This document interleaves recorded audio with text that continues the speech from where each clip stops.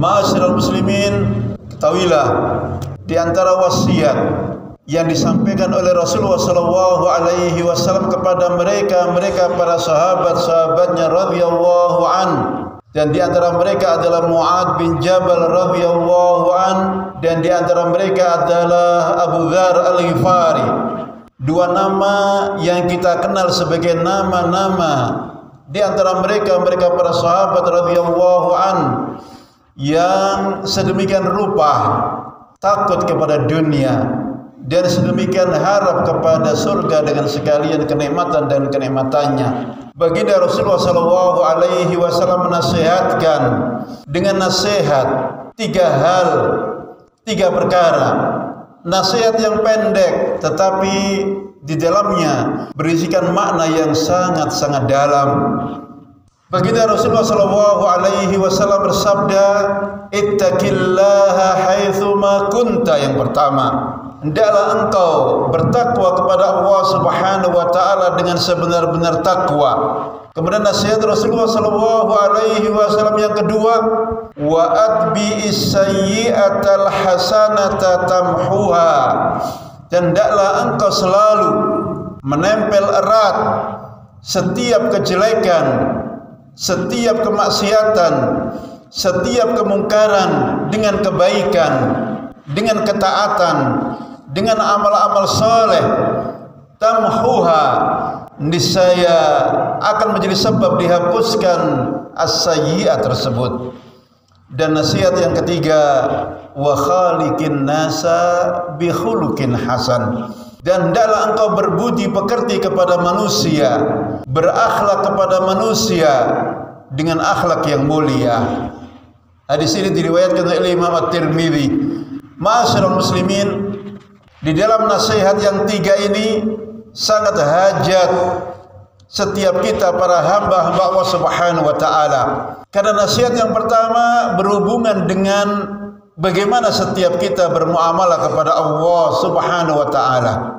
Nasihat yang kedua berhubungan dengan bagaimana setiap kita bermuamalah kepada setiap pribadi-pribadi kita, setiap diri-diri kita, setiap jiwa-jiwa kita.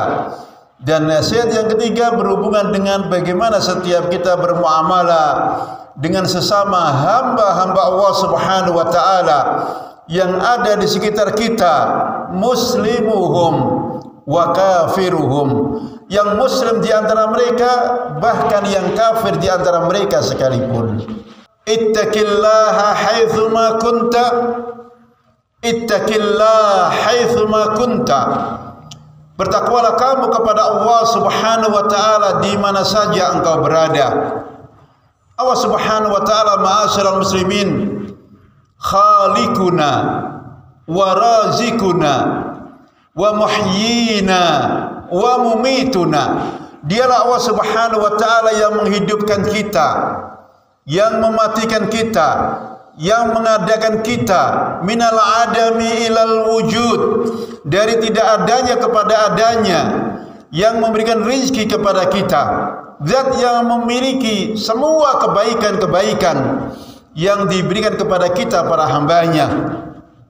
Tidak diminta setiap kita untuk membayar dengan rupiah kepada zat yang telah memberikan kepada kita sekian banyak kebaikan tersebut. Allah Subhanahu wa taala hanya mengendaki kepada kita para hambanya agar kita bertakwa kepadanya. Bertakwa kepadanya, ma'asyiral muslimin, dengan kita melaksanakan perintah-perintah Allah Subhanahu wa taala, dengan kita meninggalkan larangan-larangan Allah Subhanahu wa taala. Tidak emas, tidak permata yang diminta oleh Allah Subhanahu wa taala agar kita membayarnya dari sekian kebaikan-kebaikan yang diberikan kepada kita, hanya agar kita bertakwa kepadanya, hanya agar kita melaksanakan perintah-perintahnya, hanya agar kita meninggalkan larangan-larangan Allah Subhanahu wa taala.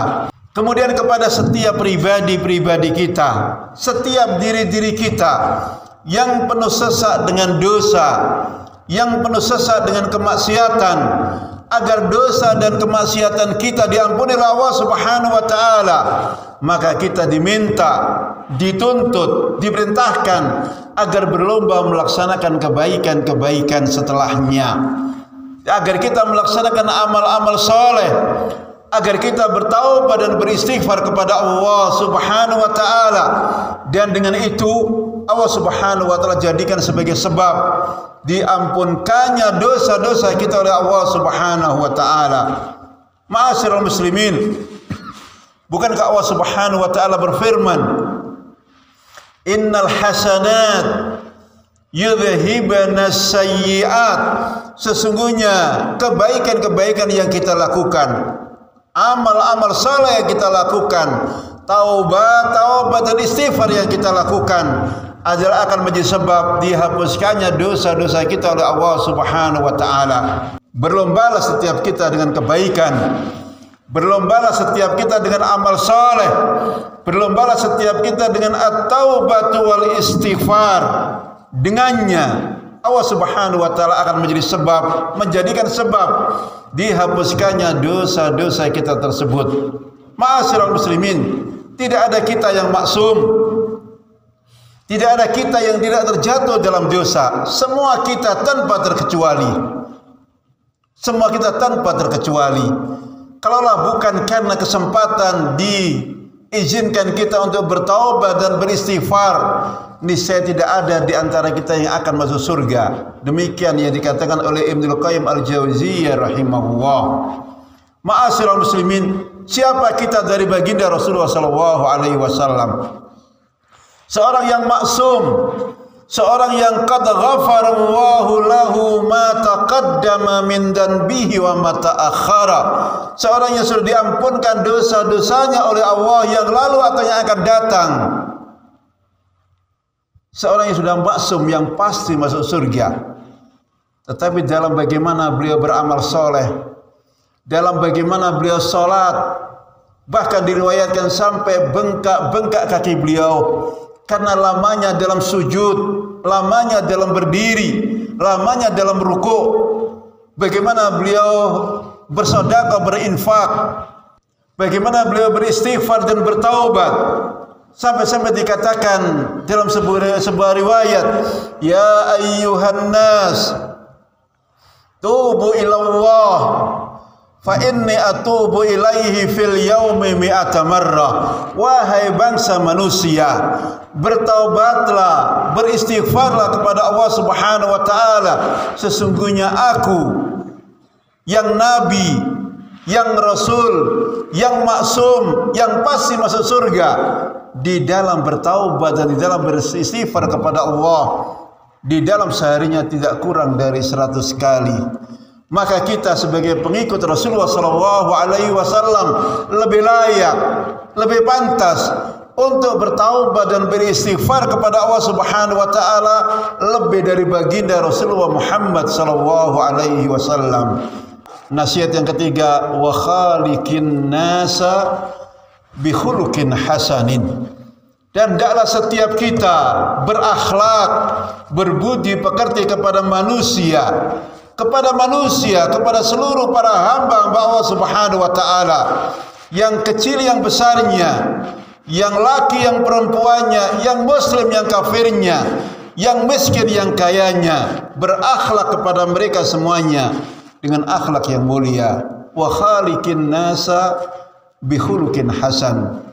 Inilah agama yang dibawa oleh baginda Rasulullah sallallahu alaihi wasallam, yang dengannya Allah Subhanahu wa taala memuji beliau sallallahu alaihi wasallam sebagaimana dalam firman-Nya, wa innaka la'ala khuluqin azim, dan sesungguhnya engkau wahai Muhammad benar-benar memiliki akhlak yang mulia. Rasulullah sallallahu alaihi wasallam menjelaskan bahwa diutusnya beliau ke muka bumi ini adalah dalam rangka untuk mengajarkan akhlak yang baik.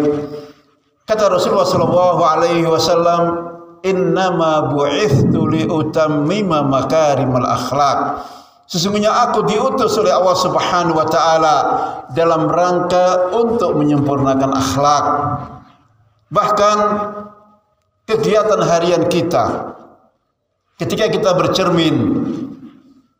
kita bercermin, melihat wajah kita di cermin yang kita miliki, maka baginda Rasulullah SAW mengajarkan dengan doa, Allahumma kama hassanta khalqi fahassin khuluqi. Ya Allah, sebagaimana Engkau telah menghadirkan kami, menghadirkan kita, wajah-wajah yang indah, wajah-wajah yang tampan, maka berikanlah kepada kami akhlak yang mulia.